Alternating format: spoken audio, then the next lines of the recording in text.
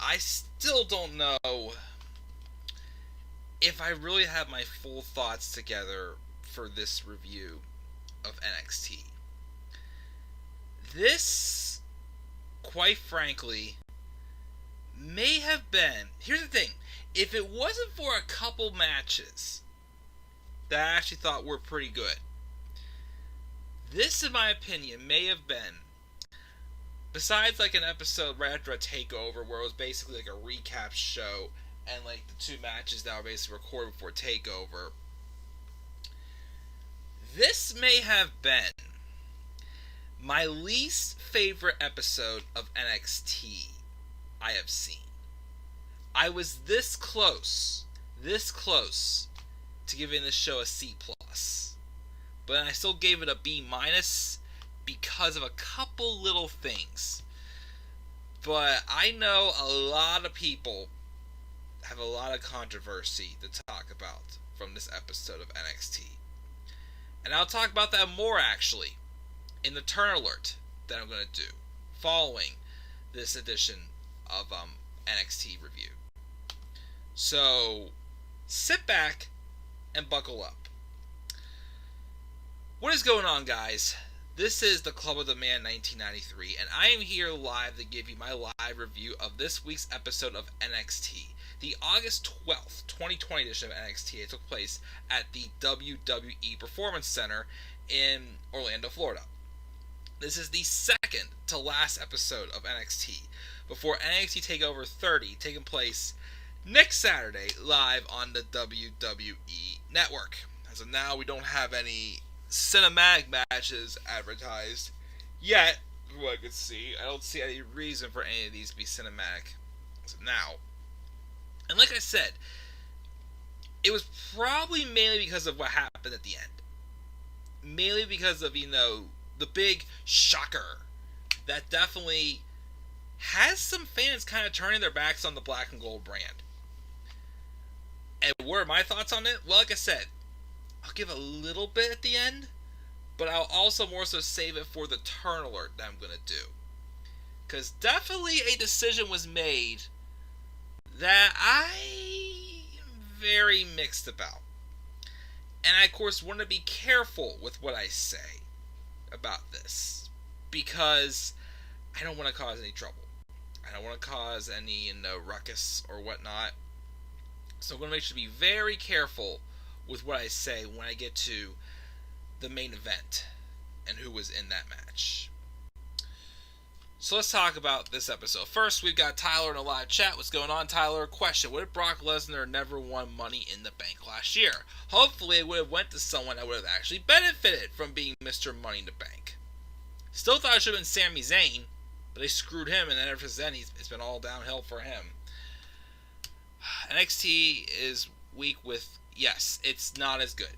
It's definitely not as good. And I definitely think this was the worst episode in this pandemic era right now. But let's talk about this. Let's get into the show and see what we got here. We opened up with a match with Karrion Kross and Danny Burch. I thought it was a solid match. Danny Burch put up a little bit of a fight, a little bit more than I expected, but I didn't expect anything close to being what Kross had against like Dijakovic or Bronson Reed. I did not expect. Of course, the facial expressions of Karrion Kross are starting to show up more. His little, if it wasn't for the really big top story, I probably would have had that as the thumbnail for this review, but unfortunately I did not. It is a candidate though for another one of usually I have like some type of goofy facial expression or something as the cover photo on my Twitter page. It is kind of a candidate for one. I mean, the last one I had was the deranged look of Seth Rollins and that WrestleMania. That's not super duper, memorable. It might have to be Karrion Kross's face now. I might have to change it to that. I will strongly consider it changing to that. But of course, Karrion Kross wins, as we expect, with the Kross jacket, getting Danny Burch to pass out. After the match, as his arms are being raised, Keith Lee's music hits. Scarlett and Karrion roll out quickly. Lee says Cross likes to put this on him, but every time he tries to bring the ruckus, Cross leaves. Since he's just a little bitch, Keith went to GM Regal himself, and he begged him for the match that he was just not going to give. He promised he was not going to put his hands on Karrion Kross until the match at TakeOver. And because of all of that, Regal agreed. And Lee has a contract that has both his name on it and Regal's. So it just needs Kross's name on it. So he tosses it towards them.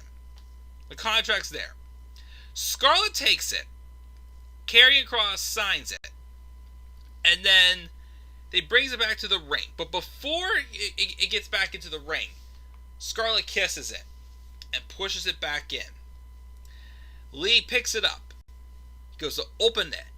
And a flame, a fireball, spit right out of that book. I'm not sure how they edited it out to get in there. It was different. This was probably like that kiss of death that Scarlett gave it. Blew that fireball and blinded Keith Lee, obviously, burning his eyesight. And of course, everyone's running in to check on him. But then, of course, Kross is just standing there, and Keith Lee, who's just blinded, is absolutely infuriated. Obviously, because, he wants this match, he wants to get his hands on Karrion Kross. But even as far as to beg Regal, who refused to just make the match happen just because, he begged Regal and told him, I won't touch him, I won't do this and that. But obviously, Karrion Kross crossed the line, pretty much pushing Keith Lee over his limit. The Limitless one may be reaching his limit from what we see here. But of course, he was just angry. He just kept pushing away people trying to help him. He's just like, he wants Kross. He wanted to get a piece of him and whatnot. And of course, it took a little bit of time, but they eventually calmed him down. So obviously, we're going to have definitely... Oh man, I cannot wait for this match. It's just showing that, especially with the match with Dijakovic, Karrion Kross, when he's pushed at his limit, can go even above and beyond and do like whatever he has to do. Even some of the most darkest and cruelest things he's had to do to get into the head of his opponents, to get him to the top, to give him like that monster rocket ship push straight to the top of the food chain in NXT. And he succeeded with that big time. And yeah, I think this match with Lee and Kross is going to be excellent. I think Karrion Kross has brought out like a more serious and angrier side of Keith Lee, like more of like a monsters type, more than just the guy who's doing just the agility and the flips, just being entertaining. He's still entertaining, but of course now Karrion Kross bringing out like kind of like more of like a monster in Keith Lee. And Keith Lee wants to tear Karrion Kross up at TakeOver 30. This main event match is actually very exciting. Really, as of now, one of the only matches I'm really super duper excited about. The women's title match will be fine. Will be good too. But I definitely gotta say that match with Lee and Kross, oh boy. I may, because I'll probably be home, I may do live reactions for that. I just may have to. I think it's going to be that good. Quite possibly. So we'll see what happens when we get Keith Lee and Karrion Kross. I did predict, if they wanted to add a stipulation to it, even if they do a rematch eventually, a good stipulation would be last man standing. Because obviously, the stage is simple. These two, whoever wins this match, is going to have to literally beat the hell out of the other person. And literally beat every single last breath. Show who really is the limitless one. Who really is limitless. Who really cannot be stopped. Keith Lee, the Moment Maker himself, or Karrion Kross. This is one of the darkest power couples you'll ever see. So wait and see. So that was good. I like that opening. What I wasn't a fan of, though, is what they did next. So, they did a split screen thing showing Keith Lee being taken out by the doctors. As it's going on, they have a match with Drake Maverick and Killian Dane. So the match happens. It wasn't really much of a match because the Undisputed Era had pulled up. And they came to the ring and they beat down on Drake Maverick and Killian Dane. And then they kick them out of the ring. Then Adam Cole gets on the mic and he's directing to Pat McAfee, because the match is made official. We are getting Adam Cole versus Pat McAfee at TakeOver 30. I still don't get why. Again, we'll get that in a second. Let me first read this promo. So Cole cuts a promo saying that he knows Pat is watching and listening. McAfee punted him while his arms were behind his back, so congrats for that. But at TakeOver, he's going against the longest reigning NXT champion with his eyes open. And he's going to kick his ass. He dares Pat to show up next week, walk down the ramp. Fish, Roddy are enjoying Cole's trash talk, while then Kyle is stone-faced the entire time, pretty much, which was strange. I didn't like this. I mean, okay, I think I would have liked it if they didn't attack Drake Maverick. Like, if they want... Okay, here's the thing. I still don't get... If we are teasing a face turn for Adam Cole, why the hell are we having Pat McAfee be the one to get that heat, to get that Adam Cole, that babyface reaction? I still don't get that. I'm really like, why are we wasting Adam Cole and Pat McAfee in a match at TakeOver? Yet we still couldn't do Matt Riddle and Killian Dane could have been a good TakeOver match, but it didn't happen there. But Matt Riddle and Timothy Thatcher inside that fight pit wasn't able to happen at TakeOver in your house. I still didn't get that. Here's the other thing too. If this is meant to make Undisputed Era babyface, they should not have attacked Drake Maverick. I mean, Killian Dane, I was fine with that. But this should have been like, and we haven't seen him for a while, but like Killian Dane versus Kona Reeves. Or like Killian Dane versus... I mean, Cameron Grimes was in the match tonight for, in the triple threat. Could be like Killian Dane and Cameron Grimes, or somebody else who like not Drake Maverick. You literally just had a Cinderella story with Drake Maverick nearly winning the NXT Cruiserweight Championship when we all thought that, you know, he was out the door and he won his job back. A babyface Cinderella story done good. If you're going for a babyface turn, a slow babyface turn for the Undisputed Era, why would you have them attack someone who literally just came across, who literally just had like a huge Cinderella story? You know what I mean? Again, I wasn't a big fan of that. Again, Killian Dane, fine. Drake Maverick, though, I wasn't fine with that. And again, this whole idea with Adam Cole and Pat McAfee, I'm like, why? I don't get it. I mean, okay, we're going to basically see Adam Cole just beat the hell out of a former kicker or whatnot, but still, it's just, I'm not a big fan of it.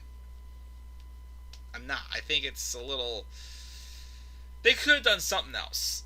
Put the nuclear heat on somebody else that could have actually benefited from it. This is like... Okay, I'm not going to say... It's going to be much better than this. But it's literally kind of like the heat they were trying to put on Michael Cole in 2011. That's what I'm still thinking about. And I'm sure it's not going to be as bad, but I still think it's a little dumb.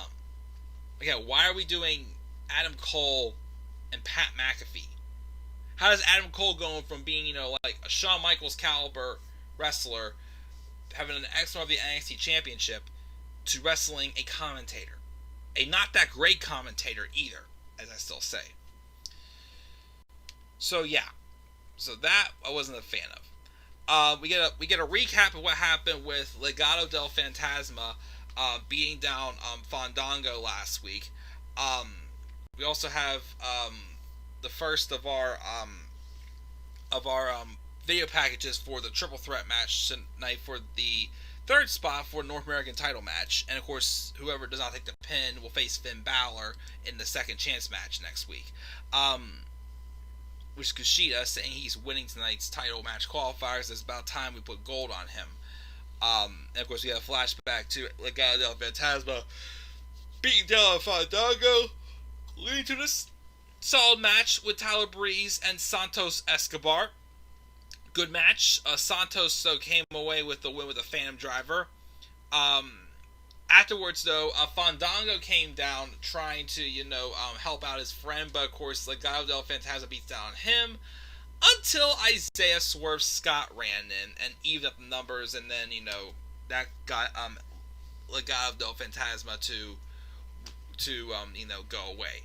And of course, they brought up a good point, as I don't know if they're going to do a match at TakeOver 30, if they're just going to wait till after, who knows, I can never tell anymore. So obviously, the next Cruiserweight title match is going to be Santos Escobar and Isaiah Swerve Sky. And they also brought up, in the Cruiserweight Championship tournament, even though he was El Hijo del Fantasma, the only person that beat him was Isaiah Swerve Sky. So obviously, that's why they're giving him the challenge. I think it'll be good. I like Santos Escobar. I do like what they're doing with Legado del Fantasma. And I think the match with him and Scott is going to be good.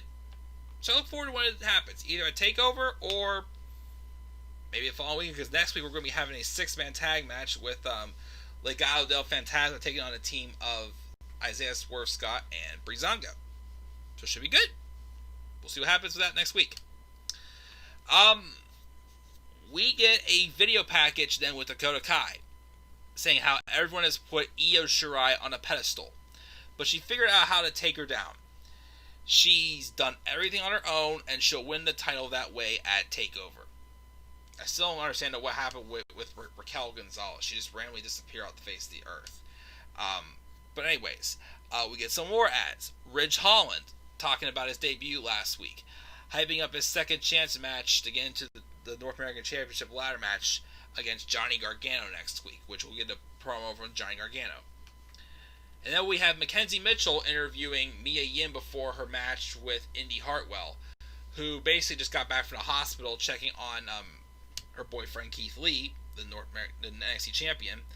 She said he's going to be okay, but she's like, I gotta focus. So obviously, they played into this match with Indy Hartwell. Solid match. Again, I'm still interested in Indy Hartwell for sure. I still wish they would have kind of done something with follow up with her and the Robert Stone brand a little bit more, because I thought, I kind of like, again, I like what they did with her and Shotzi Blackheart a couple weeks ago. But Mia Yim wins by submission. And then we have a Finn Balor promo where he drops a bunch of insider jargon, including that it doesn't matter if you're 18, 49, or in a retirement home, you want to watch him. He gets the man who doesn't factor in this decision into tonight's triple threat match and the second chance match next week. And then we also have a video package between McAfee, Triple H, and Adam Cole last week, and then we see a tweet from McAfee accepting Cole's invitation to come next week. Woo. A very underrated match I actually thought was really good. Damian Priest and Bronson Reed. Pretty good match. Two big men. Bronson Reed obviously, bigger built, more like, powerful. A power person with some agility, but mostly just put on a good power match. Damian Priest, of course, at 6'6", though, with his agility. I thought he had some good moments in his match as well. Looked pretty good. Still can't tell if he's a babyface or a heel, because they've kind of been in between ever since his match at TakeOver in Your House with Finn Balor. But Bronson Reed gets the win. The way to definitely, I think Bronson's definitely been one person they've built up pretty good since he's won this opportunity. I still don't think he's going to win the title, though. He's almost there. But I don't think he's going to win it yet. But I do like how they have built him up since getting this opportunity to fight in the ladder match at TakeOver 30. But Damian Priest loses the match after he goes for the Reckoning, but Reed turns into a jackknife cover for the upset victory, which is pretty cool. We then get a video package with Io Shirai answering Dakota Kai's remarks. She didn't even know who Dakota Kai was, just the person who used up friends like Candice LeRae and Tegan Nox. But when Dakota attacked her, she didn't get in her head, she pissed her off. And no one knew who Dakota Kai was other than, I like how she said this, the little girl who was afraid of Shayna Baszler. Dang, I was sitting there thinking, I'm like, dang it, that was the same person I wanted to see dethrone Shayna Baszler because of their history. Someday, if Dakota Kai ever turns face and ever comes toe-to-toe with Shayna Baszler, I still want to see her get her full comeuppance on Shayna Baszler. That was written to happen, and then that's the reason why one reason why I wasn't like quite set on Dakota turning heel at first last November is because I wanted to see her at some point get her revenge, get her comeuppance on Shayna Baszler. But I kind of like how, like, you know, how Io said it, because it's true. Again, I didn't think Dakota was flat as a babyface, but obviously, I felt that they weren't grinding. It weren't, like, you know, it wasn't getting her into another gear. This heel turn has really gotten her into higher gears. Like, it's definitely like 2 times, like, you know, improved her. I think with this heel turn. But again, I just love how she brought that up. I'm just like, dang, I completely forgot about that because of, you know, what she's become. But yeah, that's gonna be a good match. Io Shirai and Dakota Kai, and I do think there's a chance Dakota could win. Like I said, I probably would be more pushing it if Tegan hadn't got her comeuppance on Dakota yet. But we'll see what happens. Definitely a very unpredictable match for sure when we get to TakeOver 30 for this. Then we get Cameron Grimes hanging out, vowing to win tonight, and at TakeOver, because he's Cameron Grimes. Then we had Kaden Carter and Casey Catanzaro taking on Robert Stone Brands, Aaliyah, and Mercedes Martinez. Good match.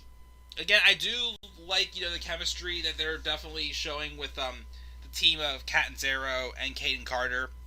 And again, I do enjoy what we're doing with Mercedes Martinez. Her being on the Robert Stone brand is fine, because it gets someone legitimate in there. I didn't like, though, what they did before the match, where they basically had Casey take out Robert Stone. Enough with making Robert Stone this, like, broken mess that they pretty much are implying him. It's not funny anymore. Again, it just doesn't make sense to me. Again, it just doesn't make sense why they just abruptly drop this thing with him and Chelsea Green, and then all of a sudden he's just like a joke. It's just starting to get a little annoying, and it just seems too Vince caliber type. But the heels win. Afterwards, Rhea Ripley came out. Obviously, she wants to get revenge on Mercedes Martinez for costing her match in a number contendership match against Dakota last week. So she's going after them 2-on-1. But then Shotzi Blackheart came out also to make it 2-on-2. All I'm asking is, if they are going to do a match between Rhea Ripley and Mercedes Martinez at TakeOver, keep it at Rhea Ripley and Mercedes Martinez. That will be a great one-on-one match. I don't want to see a tag match. If they do a tag match, do it on NXT. Do not do it at TakeOver 30. I mean that. If you're doing a match involving a story at all at TakeOver 30, let it be Mercedes Martinez and Rhea Ripley. Do not do a tag match. I mean that. Don't do it. Don't do it. Please. We'll see. Then we go visit the wrestling's residents, Candice LeRae and Johnny Gargano's house. Candice LeRae is making up some fairy tale, reading it to her dog, and uses the weird distraction gimmick to talk trash about Tegan Nox. So I was going to set up a match with her and Tegan Nox. Johnny Gargano says, don't worry, because the Wednesday night will ride in and save the kingdom. Talk about himself. He's on a ladder fixing a light bulb. And then he starts talking about how he's going to beat Ridge Holland next week. Haha, I don't think it's going to happen. I'm pretty sure Ridge Holland's going to beat Gargano. And the next time he's on a ladder, it'll be TakeOver, and he'll be North American Champion, because you can't have a TakeOver without Johnny TakeOver, which is making me believe, yeah, they're not going to have Johnny in the match at TakeOver. He's not winning that match with Ridge Holland next week. And then they go to bed, and, they head upstairs. Continuing every week by week to really regret they turned Johnny heel. I just don't... It's just not making that interesting, honestly. I'm not really digging it anymore, Johnny being a heel. If he was getting more results, like if he was going to be in that ladder match or winning the NXT North American Championship, which I do think he needs a good, lengthy reign with a title, then cool. But I'm slowly seeing this heel run for Johnny get completely flat. That's what I'm going to say. We then have a trip to Thatch's school, where Timothy Thatcher says today's lesson is adaptation. He's applying a half crowd to a guy in a Finn Balor t-shirt and transitions to a heel lock to destroy his Achilles. I'm guessing they're going to tease a match at some point with Finn Balor and Timothy Thatcher. Maybe. Hopefully it's not a takeover, because that'll mean something happening next week, which we'll get to that in a second here. Had to sneeze. Let's check the live chat before we get to this main event. Let's see here.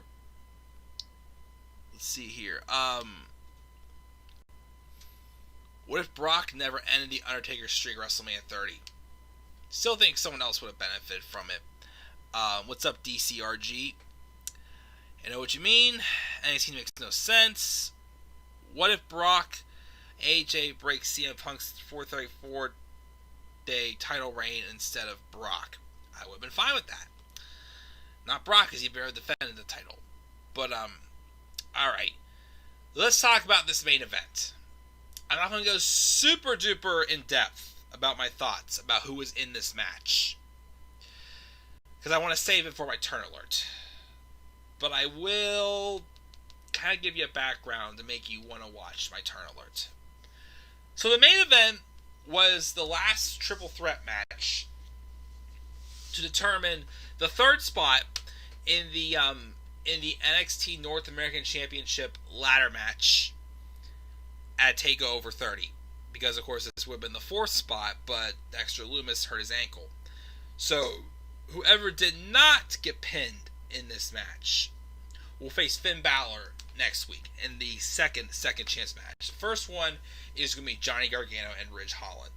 The second one is going to be Finn Balor and somebody from this match. So, it's Cameron Grimes, Kushida, and a mystery opponent. And when I saw that it was going to be advertised by that, my first thought was Tommaso Ciampa. We have not seen Tommaso Ciampa since he lost to Karrion Kross at TakeOver in Your House. He hasn't really gone for the North American title yet. And I thought this would be a good way to bring him back, get him in the match, get someone very experienced in there. Doesn't have to win it, but get somebody experienced in that match. A bigger name. Well, we did get a bigger name, but it wasn't Tommaso Ciampa. Making his return for the first time since his match at TakeOver in Your House. Again, not Tommaso Ciampa. Velveteen Dream. The same Velveteen Dream that has been part of some accusations this year. And things really heated up for him with the whole speaking out movement on Twitter. There was multiple allegations against Velveteen Dream. Him returning created a lot of backlash. A lot of people weren't too happy about this return. Again, I want to save my thoughts, for the turn alert that I'm going to do for him. I'll just give you a slight little preview. The thing is, I can't say he's innocent. I can't say he's guilty either. But what I will say is, either way, I think it was too soon to bring him back. And I also don't think they should have brought him back and put him in a title match. Well, an opportunity, throw him in the opportunity to be involved in a title match.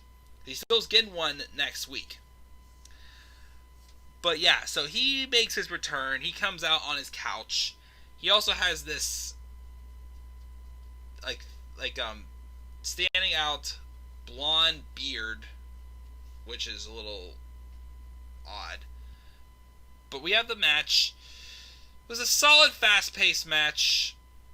Although I think I was a little bit taken out by it, seeing that Velveteen Dream came back. Because again, I just don't know how to feel about it. And again, I'll explain more why in my turn alert. But anyway, so Cameron Grimes goes on to win the match with the caved in. He hit it while Velveteen Dream was setting up for like a Death Valley driver. A Dream Valley driver.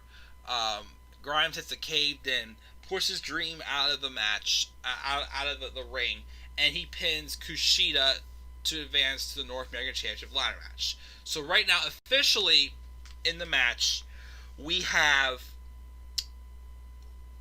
Bronson Reed, Damian Priest, and Cameron Grimes. Not a bad set right there. And of course, next week we're gonna have the 2 second chance matches. Again, the first one is Johnny Gargano, Ridge Holland.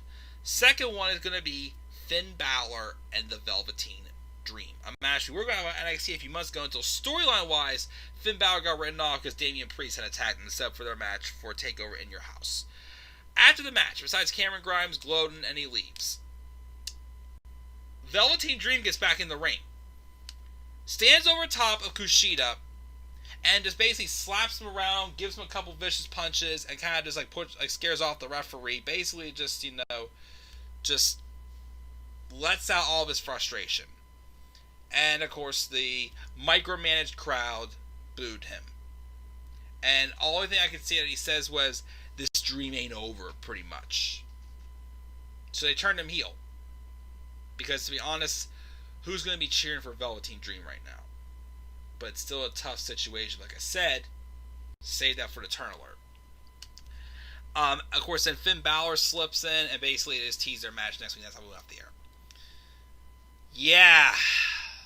Well, Tyler thinks Finn's going to win. I kind of hope Finn wins. But I'm not saying I'm completely shunning Velveteen Dream out. I just think this return by him, the way they brought him back, was too soon and was not right. But I'll save that for the turn alert.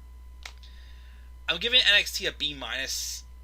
Again, I did enjoy the match. I did like the stuff with Keith Lee and Karrion Kross. I did like the match, with, Santos Escobar and Tyler Breeze. I liked the match, especially with Damian Priest and Bronson Reed. I liked the video packages. I was not a fan, again, of Undisputed Era attacking Drake Maverick. Especially, like I said before, if this whole idea with Adam Cole and Pat McAfee is to start a face turn for them, why would you have them attack someone who had, a big babyface Cinderella run? I was not a fan, again, of, Robert Stone brand being attacked, and I wasn't a fan. I'm not sure how I feel still about Velveteen Dream's return. But I think if they were going to bring it back, they should not have put him in the title picture like they did. So a B- for NXT this week. Again, I'll be back up here in just a few minutes uploading my turn alert for Velveteen Dream. So what are your thoughts, guys? Leave your thoughts down in the comment section below. Slap a like on the video. Subscribe more content to my channel. And follow me on Twitter at DemandAir93. I'll be back up here in just a couple minutes when I upload the turn alert for Velveteen Dream. So until then, guys, have a good night. I will see you guys all later. Oh, no SmackDown review tomorrow. I will be visiting friends tomorrow night. I've had a rough week. I could use some time with friends and have some fun. So that'll be that. Also, I do have another next part of my Harry Potter Let's Play exporting. I'll upload that as well. And next week will be a busy week, of course, with 2 pay-per-views. Preview predictions are going to be coming. So, hats off and enjoy. So until then, guys, I'm the Club Man 93. I'll catch you all later. And stay safe, everybody. Have a good rest of your night. Peace out, everybody.